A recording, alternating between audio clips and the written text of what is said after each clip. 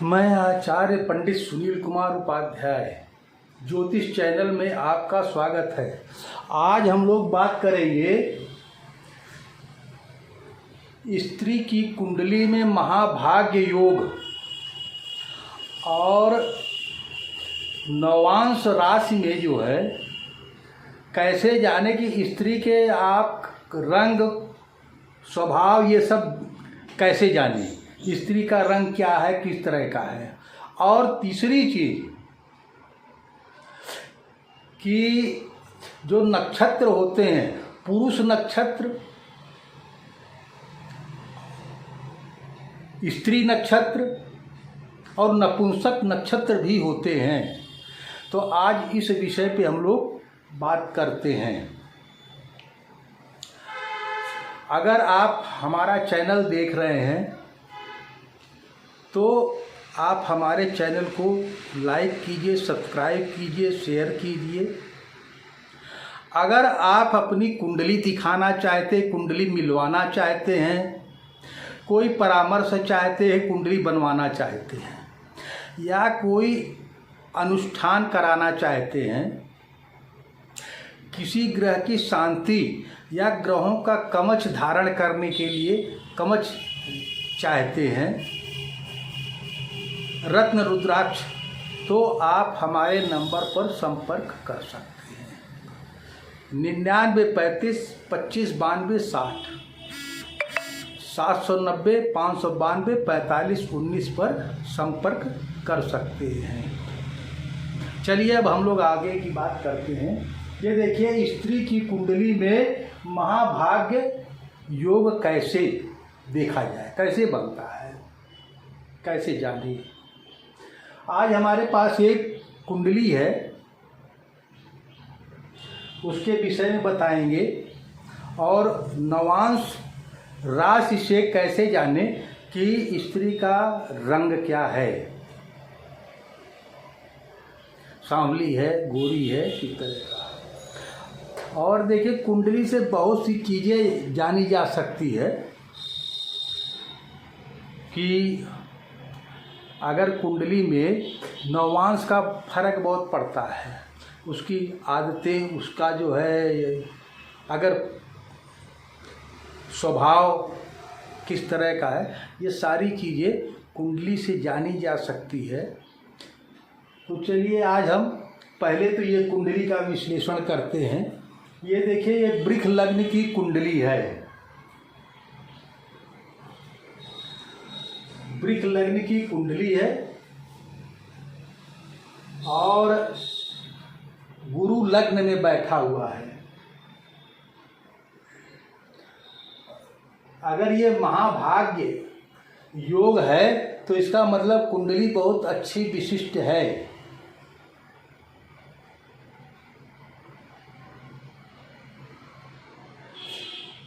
ये देखिए लग्न में वृष राशि का गुरु है और ये स्वामी है एकादश भाव और अष्टम भाव का।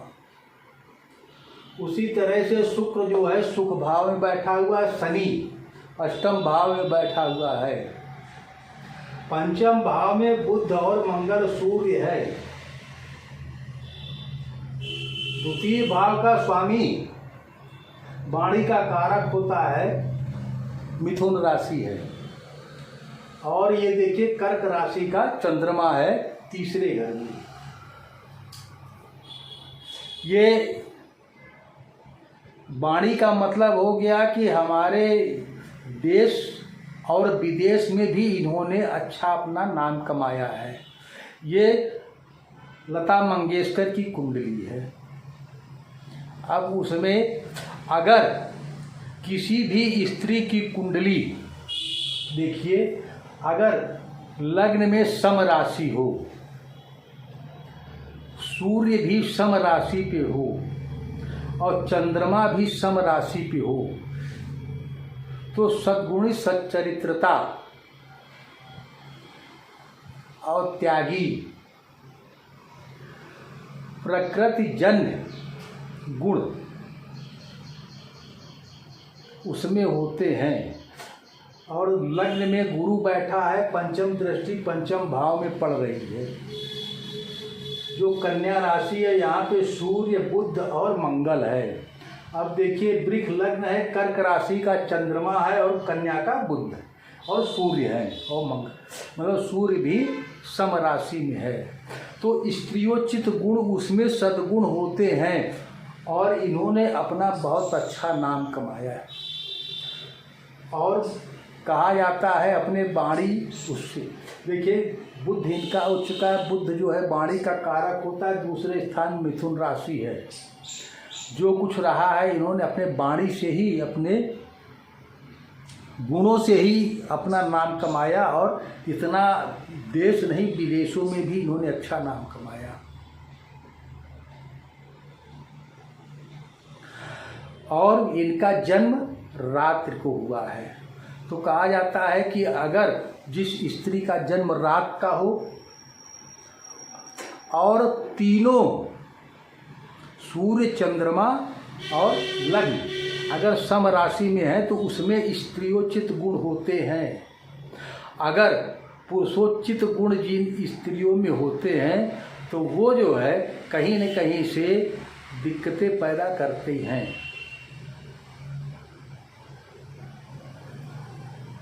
लेकिन अब जो सप्तम भाव में शनि है ये थोड़ा, और लग्न में गुरु, वैराग्य की तरफ भी ले जाता है।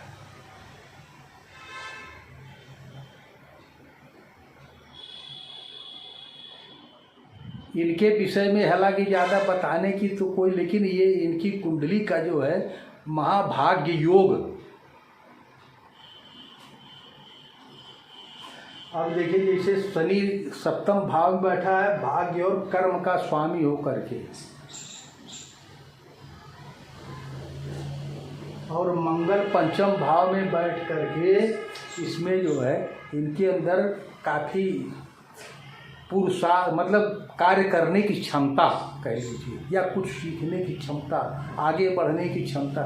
मंगल ग्रह, देखिए ग्रह सभी अच्छे होते हैं, लेकिन अब उसके गुण हमको कैसे प्राप्त, अच्छा वो किस स्थिति में है उनको हम कैसे ठीक कर सकते। ज्योतिष के देखने का माध्यम बस यही है कि हम उसको ठीक कैसे, ठीक है खराब हमको, और ये हमारे कर्म हैं, ग्रह खराब नहीं है, हमारे कर्म है जिसकी वजह से उस तरह की स्थिति में हम जन्म लिए और उस तरह ग्रह की स्थिति है।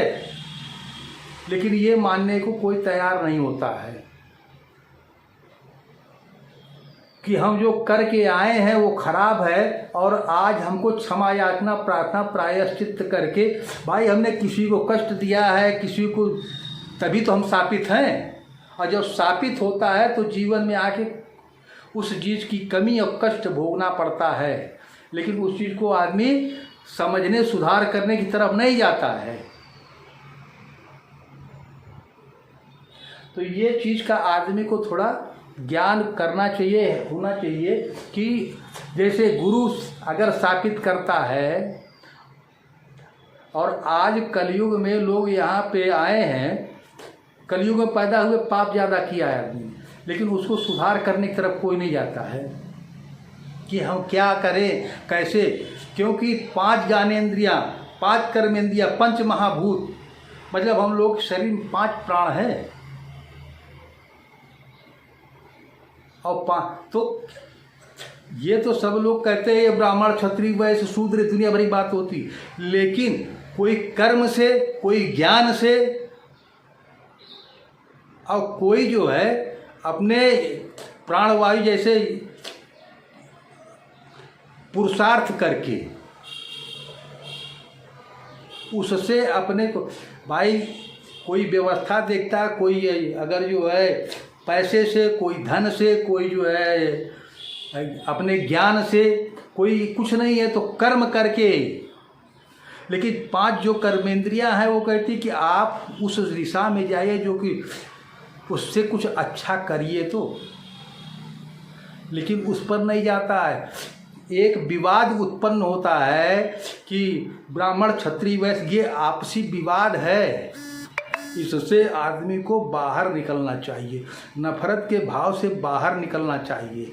एक सभी मनुष्य हैं, उस तरफ जा कर के अगर आप एक बार सोचें तो शायद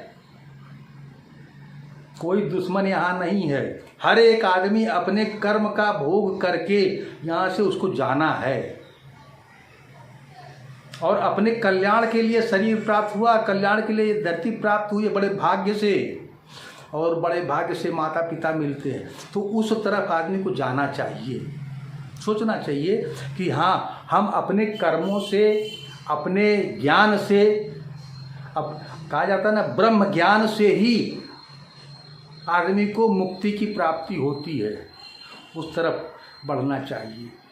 चलिए खैर, तो ये जैसे इनका है, राहु देखिए द्वादश भाव में है।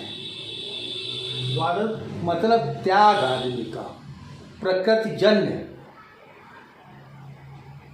आत्मज्ञान। राहु को, हालांकि हमारे यहाँ ये जितने शनि है, मंगल, राहु का आदमी देखिए, लेकिन ये कहीं न कहीं से इनको अगर सही उपयोग में लिया जाए, आत्मज्ञान कराने के लिए, प्रकृति जन्य ज्ञान कराने के लिए राहु है। और राहु का नाम सुनते ही, लेकिन जब उसकी तकलीफ़ों को हम नहीं बर्दाश्त कर पाते तब हमको लगता है यही खराब ये, लेकिन ऐसा नहीं, वो बहुत कुछ देने के लिए भी है। लेकिन जो चीज़ हमारे मतलब की वही हमको अच्छी लगती है,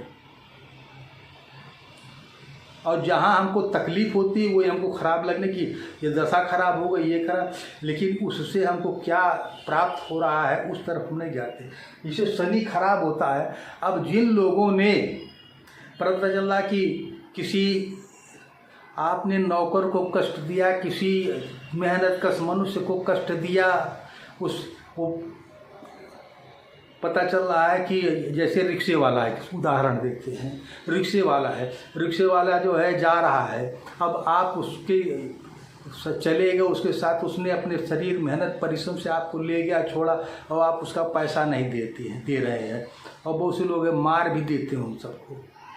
तो अच्छा, अब मान लीजिए उसको पैसा नहीं दिया, उसके खर्चा बर्चा कैसे चलाएगा, तो शापित ही तो होता है आदमी। इसी तरह से पशु पक्षी भी हैं, ये भी जिनकी आत्मा कुढ़ती है वो शापित करेंगे तो उसका कष्ट आपको जन्म जन्मांतर में भोगना पड़।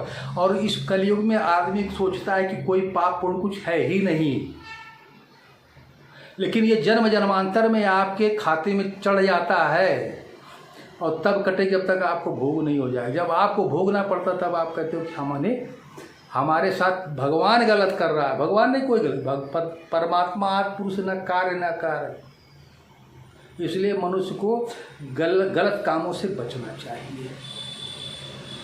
तो ये देखिए, महाभाग्य योग जैसे बताया हमने, इनके अंदर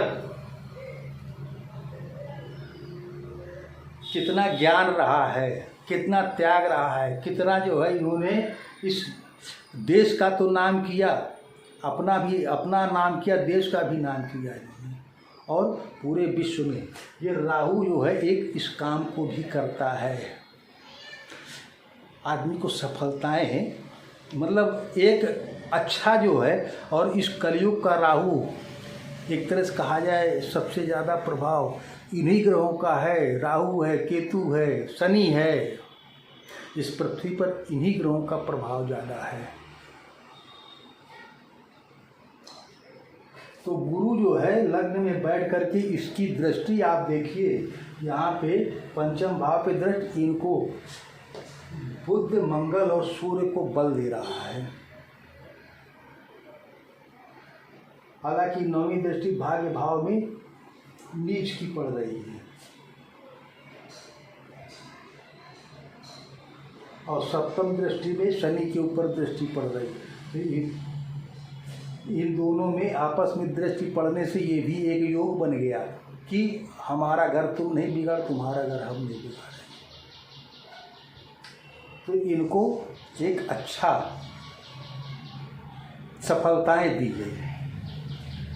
और किसी भी स्त्री की कुंडली में अगर रात का जन्म हो और तीनों लग्न कह लीजिए अगर सम है, तो स्त्रियोचित गुण के साथ और महाभाग्य योग बनाएगी, अगर ग्रहों की स्थिति अच्छी है। अब आप नवमांस कुंडली को देखा जाए ये देखिए, अगर सूर्य भरणी पूर्वाभाद्र फाल्गुनी पूर्वाषाढ़ मृगशिरा चित्रा धनिष्ठा पुष्य अनुराधा तथा उत्तरा भाद्रपद नक्षत्र, मतलब शुक्र मंगल और शनि का नक्षत्र होता है, इसमें है तो औरत सांवली होती है। उसी तरह से चंद्रमा का देखिए,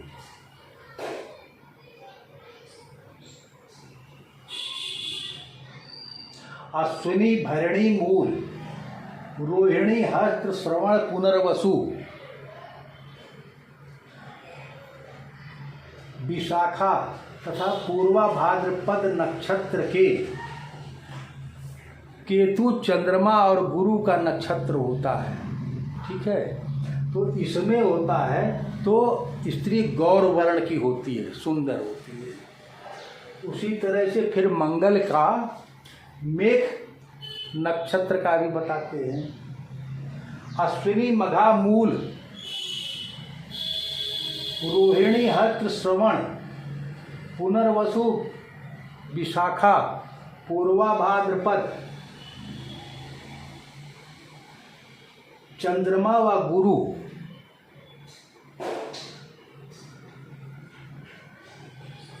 ये मेघ राशि के उसका है। इसमें होता है तो स्त्री जो है रक्त गौर वर्ण की होती है। और उसी तरह से वृश्चिक राशि का भी बताते हैं। तो क्योंकि देखिए, सूर्य और चंद्रमा को छोड़ करके बाकी जितने भी राशियां हैं, जैसे आपका मंगल है, बुध है, बृहस्पति है और शुक्र है, शनि, ये सबको दो दो राशियों का, जैसे मंगल है मेष और वृश्चिक का स्वामी होता है, और बुध जो है मिथुन और कन्या का होता है, गुरु धन और मीन का होता है, शुक्र वृष और तुला का होता है, शनि मकर और कुंभ का, दो राशियों का आधिपत्य इन लोगों को प्राप्त है। और सूर्य चंद्रमा को एक एक राशि, कर्क और सिंह। अब हम बताते हैं आपको वृश्चिक राशि के भरणी पूर्वा फाल्गुनी पूर्वाषाढ़ मृगशिरा चित्रा धनिष्ठा पुष्य अनुराधा पूर्वा भाद्रपद, ये शुक्र मंगल व शनि तीसरे चरण,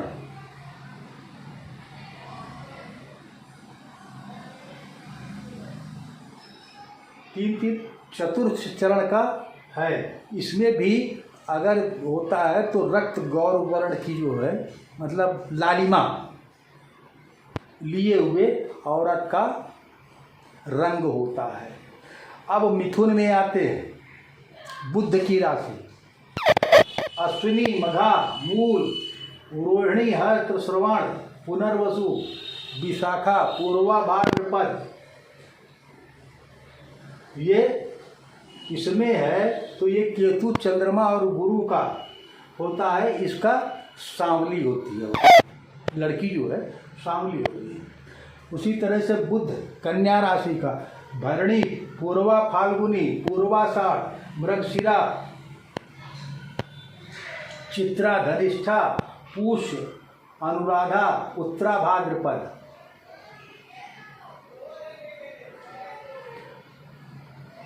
इसमें भी जो लड़की होगी सांवला होता है।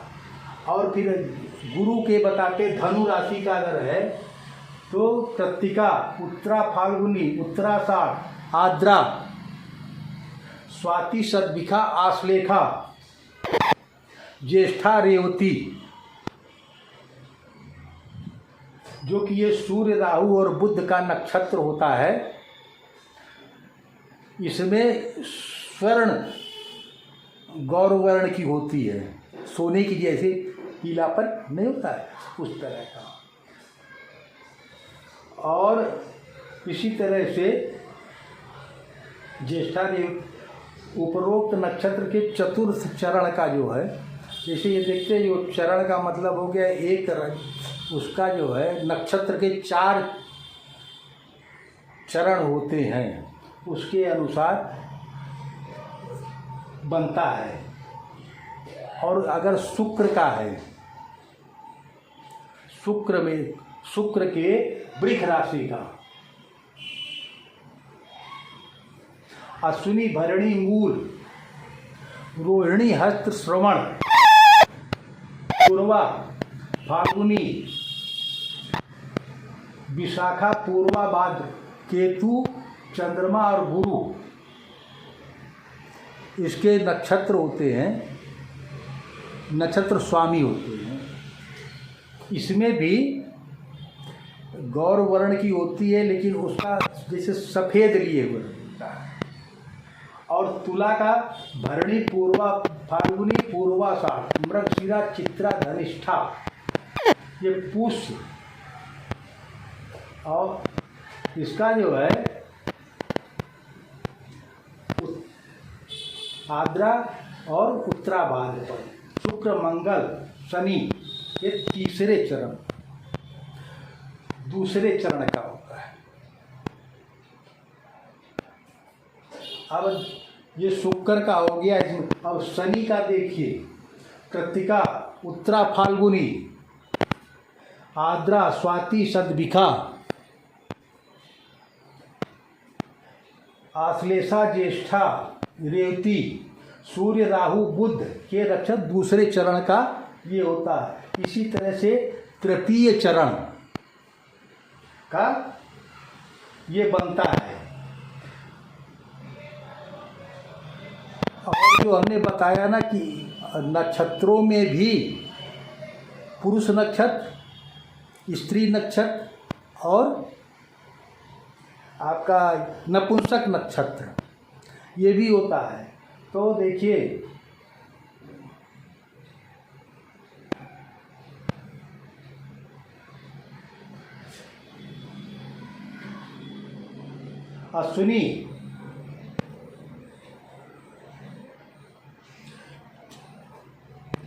अश्विनी पुनर्वसु पुष्य हस्त अनुराधा श्रवण पूर्वा भाद्रपद व उत्तरा भाद्रपद ये पुरुष नक्षत्र हैं। और स्त्री नक्षत्र भी देखिए इसी तरह से भरणी कृत्तिका रोहिणी आद्रा आश्लेषा मघा पूर्वा फाल्गुनी उत्तरा फाल्गुनी व उत्तरा भाद्रपद पुन नक्षत्रे दिता पुंसा उभे लग्नार्क भाग्य इति ख्याति योगा स्त्री राम विपर्य। अतः इस श्लोक में पहले दिन में जन्म व पुरुष नक्षत्रों में तीनों लग्नों की स्थिति बनाते हैं। बनाते हुए पुरुष के लिए महाभाग्य योग सिद्ध किया है तथा उससे आगे स्त्रियों के लिए विपरीत स्थिति है। महाभाग्य योग को दक्षिण भारत से सुप्रसिद्ध ग्रंथ जातका देश मार्ग में नक्षत्रों के आधार पर सिद्ध किया है। जातका देश मार्ग के अनुसार जिस स्त्री का जन्म रात्रि में हो, जन्म लग्न, चंद्र लग्न व सूर्य लग्न तीनों लग्न स्त्री नक्षत्र में हो तो ऐसी स्त्री अत्यंत भाग्यवान, व्यवहार कुशल, सद्गुणी, सच्चरित्रता एवं विख्यात होती है।